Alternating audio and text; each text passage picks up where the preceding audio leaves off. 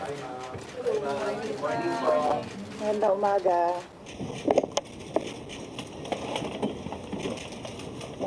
Statement nila. Yeah. Okay.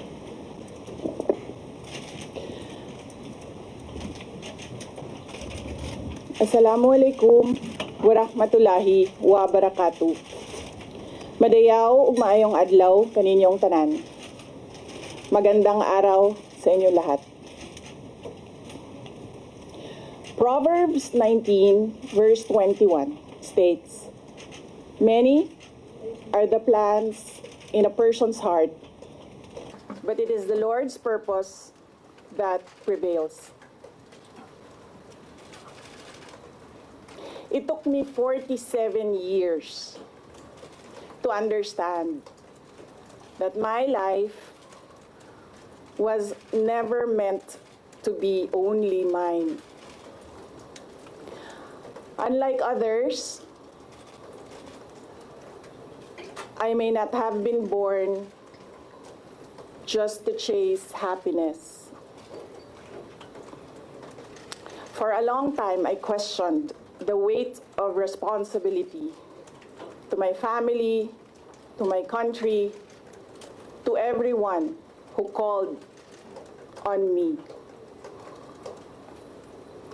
Today, I have peacefully accepted that my life is unlike any other.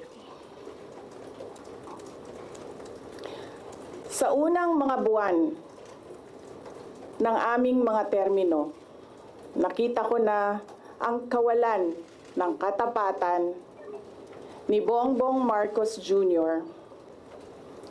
sa mga pangakong binitawan noong kampanya, pati na sa kanyang sinumpaang tungkulin para sa bayan.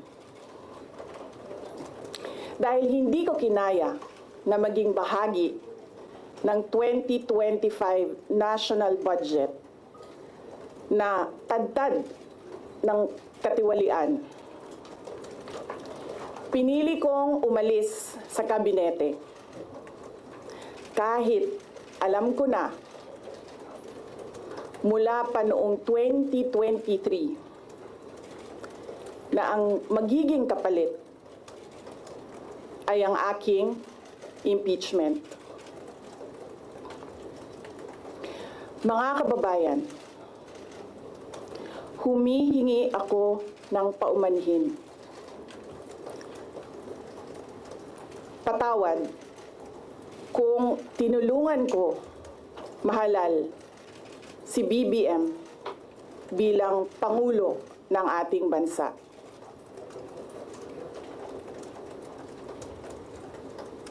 Patawad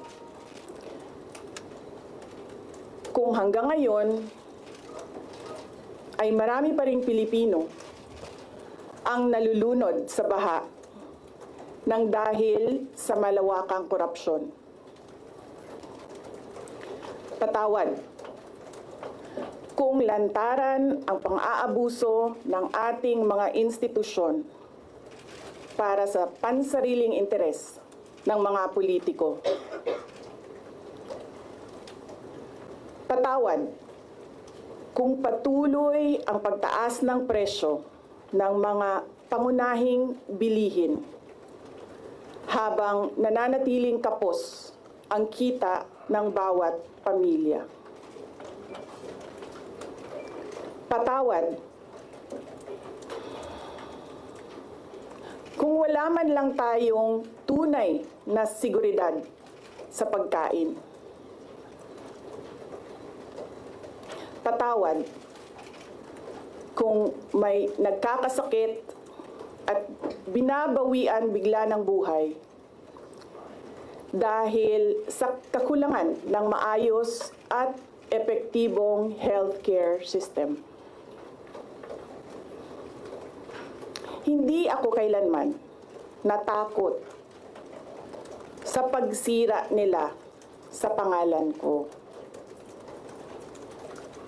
Ngunit, may takot ako para sa ating mga anak. May takot ako para sa susunod na henerasyon.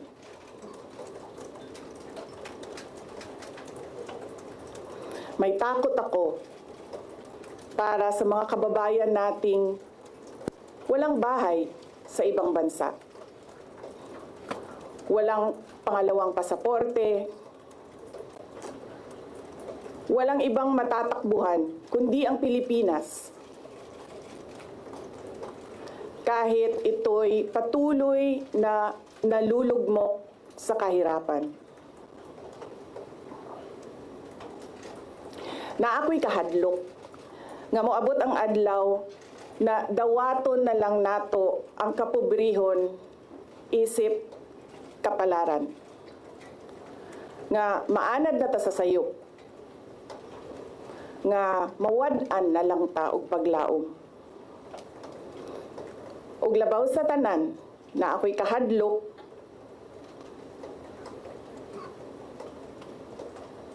nga moabot ang adlaw nga wala na tay Pilipinas nga ikahatag sa atong mga anak. I cannot kneel before each and every Filipino to beg for forgiveness. Instead, I offer my life, my strength, and my future in the service of our nation.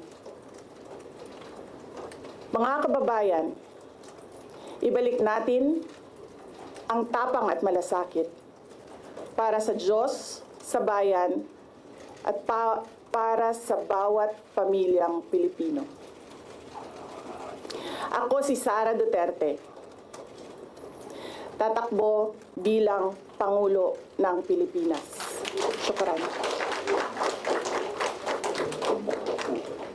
Any questions? First question. Next time na ang question. Oh. Thank you. Good morning. Iniwan ko kay JC yung kabuuan ng speech.